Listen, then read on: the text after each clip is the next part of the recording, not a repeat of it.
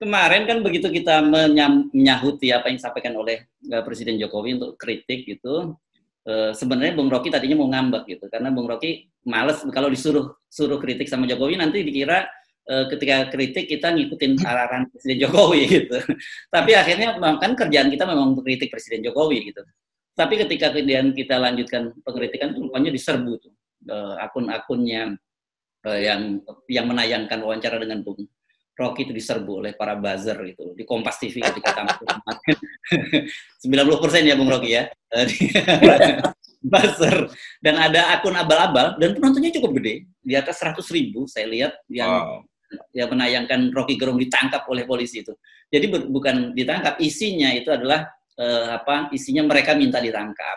Kelihatannya juga mereka ini mulai khawatir gitu dengan kebijakan baru Kapolri yang melihat bahwa revisi Undang-Undang ITE ini diperlukan segera mendesak dan segera minta pedoman karena menurut dia itu sudah mulai tidak sehat gitu ya, revisi UU ITE itu. Jadi mereka ini kan kalau kita sempat lihat kartun yang ditayangkan oleh Suara Merdeka itu ketika Presiden Jokowi menyatakan minta dikritik itu kan ada dua herdernya itu langsung menyala gitu. Yang satu itu Undang-Undang ITE dan yang satu lagi adalah para buzzer. Ini makanya kemudian ini kita menafsirkan juga secara sambil bercanda bahwa ketika Presiden Jokowi kemarin menyatakan bahwa bukan tugas pemerintah untuk menyiapkan lapangan pekerjaan tapi dunia usaha, ini adalah sinyal keras yang langsung dari kepala negara, para buzzer, gua nggak akan bayarin lu lagi ya, gitu kira-kira yang uangnya udah habis uangnya. Duit duitnya udah habis gitu. Jadi gua nggak sanggup, yang nyanggup perusahaan. Ini juga sinyal bahwa sebenarnya mungkin juga selama ini selain APBN juga banyak pengusaha yang membiayai para buzzer ini. Ini sudah bukan rahasia sebenarnya. Saya menyebutkan sebenarnya soal buzzer ini harusnya ini Pak Jokowi yang memulai dan Pak Jokowi yang mengakhiri. Kita tahu kan mulai perbuzzeran ini marak itu pada Pilkada DKI tahun 2012. Pilkada DKI Pilkada DKI tahun 2012. Ya, betul, 12. Ya. Waktu itu adanya Jasmev. Ya, Jasmev. Jadi Kartika. Ya, Jokowi, Ahok, media sosial volunteer disebutnya gitu. Volunteer, tapi sebenarnya ada yang membiayai dan kita tahu itu siapa yang membiayai karena saya tahu di mana kantor mereka berkantor itu memang cukup itu salah satu konglomerasi, itu perusahaan konglomerat itu yang sekarang kemudian disebut sebagai oligarki. Jadi mulai di situ kemudian mulai rame naiknya itu pada Pilkada DKI 2017 dan disitulah kemudian muncul kelompok kontranya yang kemudian dikenal dengan Cyber Muslim Army itu. Jadi seperti saya singgung, ini bedanya satu, kalau yang Jasmev itu memang terorganisir, ada yang membiayai dan sebagainya. Dan kemudian kalau Muslim Cyber Army ini kan memang volunteer. Bedanya gampang. Yang satu itu betul-betul akun organik, yang satunya itu akun fake akun alias bot gitu. Dan ini kan menarik juga pengakuan dari seorang buzzernya Ahok itu yang diwawancara oleh Kate Lam di The Guardian, tayangan di The Guardian itu disebutkan bahwa dia merasa I feel disgusting gitu, dia merasa muak sebenarnya dengan apa yang dia lakukan itu, karena mereka ini para buzzer ini kan ditugaskan tugasnya itu satu, mereka harus punya akun Twitter 5, Instagram 5, dan kemudian Facebook 5 dan Instagram itu minimal 1. Terus avatarnya itu dipasang tuh foto cewek-cewek. Ini pengakuan dari buzzer nih ya. Kalau bisa dibaca itu lagi di The Guardian itu masih muncul kalau filenya di Anda cari digitalnya. Nah tugasnya apa sih? Tugasnya ini mereka pokoknya bikin hoax, bikin fitnah dan sebagainya. Dan itu yang terjadi. Dan itu terus berlanjut kan sampai sekarang. Jadi kalau mereka tidak mengakui, itu sebenarnya jejak-jejak digitalnya gampang dicari. Dan kita bisa menghubung-hubungkan. Karena itu saya kira wajar kalau kemudian harusnya sekarang Pak Jokowi itu yang mengakhiri juga. Seperti judul lagu, memulai dan mengakhiri. Nah kita sekarang ini kan selama ini selalu ngomong soal bahwa negara ini negara boneka gitu. Saya senang mengistilahkannya itu kayak kalau dalam istilah yang saya nyebutnya sebagai matruska politik. Itu matruska boneka Rusia gitu ya. Di dalam boneka ada boneka lagi gitu. Lapisan luarnya ini adalah para oligarki gitu. Dia membuat penguasa boneka, dan kemudian para penguasa boneka ini punya boneka-boneka di partai politik. Ada nggak di PKS ya?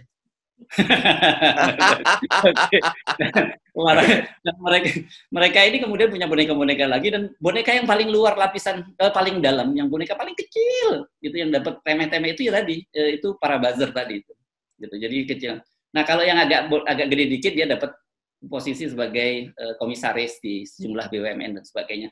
Itu realitasnya. Bentuknya itu mulai semakin nyata. Saya lebih senang menggunakan bukan oligarki tapi deep state gitu. Ada negara di dalam negara. Mereka inilah sebenarnya yang menguasai negara kita, dan hampir semua orang menyatakan itu. Para scholars juga menyatakan itu. Wawancara saya terakhir misalnya dengan Profesor Salim Said, beliau menyebutnya gitu. Saya sih kalau beliau nyebutnya gini, saya sih percaya Pak Jokowi orang baik, tapi persoalannya beliau itu kan tidak 100% berkuasa.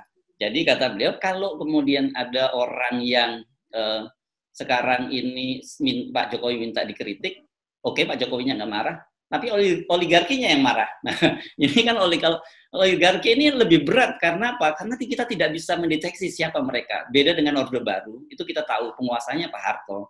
Saya sebagai wartawan yang lama di Orde Baru sempat tugas di Istana Presiden cukup lama, gitu. Saya tahu ada rambu-rambunya begitu. Ada rambu-rambu yang tidak kelihatan, kita tahu. Ada ranjau, tapi kita tahu.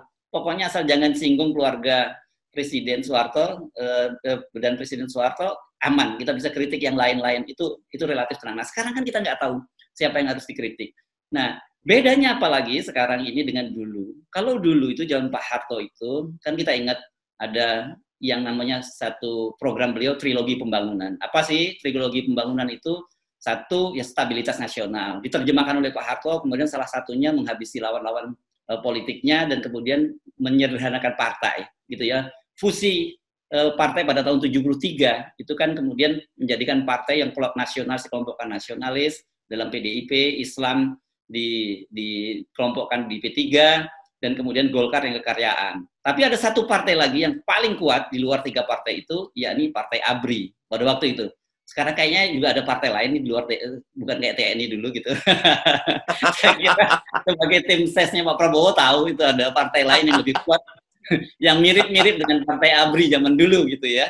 Nah, ini silahkan dicari partainya apa. Dan kedua, itu yang dilakukan oleh Pak Harto itu adalah pertumbuhan ekonomi. Jadi trilogi tadi, stabilitas nasional, pertumbuhan ekonomi, itu arti apa yang dilakukan oleh Presiden Soeharto, yaitu menciptakan konglomerasi besar-besaran dan sebagainya, dengan harapan kemudian nantinya ada pemerataan. Jadi trilogi pembangunan tadi kan stabilitas nasional, pertumbuhan ekonomi, dan pemerataan. Itu namanya trickle down effect. Tapi sebelum trickle down effect-nya ini selesai, rupanya Pak Harto jatuh, dan kemudian reformasi membuat semua bebas, dan para konglomerasi ini sudah saking besar sekali. Dan kemudian kita tidak punya aturan, dan kita semua disuruh bertarung dengan Goliat gitu, para pelaku-pelaku usaha ekonomi. Karena itu pada masa Pak Harto itu jelas bahwa para pengusaha ini dikontrol oleh penguasa. Nah yang terjadi sekarang kebalikannya, di era demokrasi ini para penguasa itu dikontrol pengusaha. Itu mulai dari level pusat sampai level daerah. Di Lampung misalnya itu ada perusahaan Sugar Group misalnya itu. Wah itu setiap kali pilkada dia bisa menentukan siapa yang akan jadi calon gubernur, siapa yang jadi bupati dan wali kota. Di Jawa Tengah ini kasusnya lebih kecil lagi, tapi sekarang sudah tidak jadi. Ada seorang perempuan punya perusahaan dia otomotif, gitu. Dia itu anak menantu dan anak dan menantunya itu bisa menjadi wali kota, wakil wali kota, terus kemudian bupati, itu di 3 kota itu. Gampang dia pada waktu itu. Tiap pilkada itu orang-orang di daerah itu diberi kendaraan gratis pulang. Oke, kenapa ya? Ke mute terus ya, mic saya. Oke, sorry agak terganggu ya. Nah itu jadi dalam level-level kecil semacam itu ada. Nah saya pernah kan cukup lama juga menjadi konsultan untuk pemenangan bupati dan gubernur dan sebagainya. Saya beberapa kali didekati oleh, mereka menyebutnya konsorsium investor politik.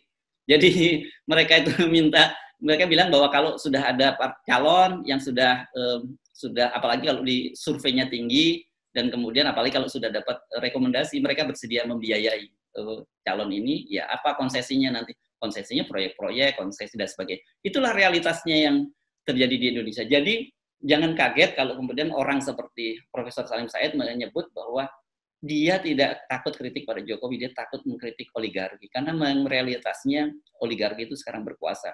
Bentuknya saya kira sekarang semakin nyata bahwa negara ini dikendalikan oleh mereka. Itu saja, namanya memantik, nggak boleh lama-lama. Cuman cukup mudah-mudahan aja ini sudah ada percikan apinya dan ada dahan kering gitu, karena ini musim hujan ini, dan apalagi New York musim dingin, ini susah nih manasin di New York. Seru banget gitu. Mas Heru,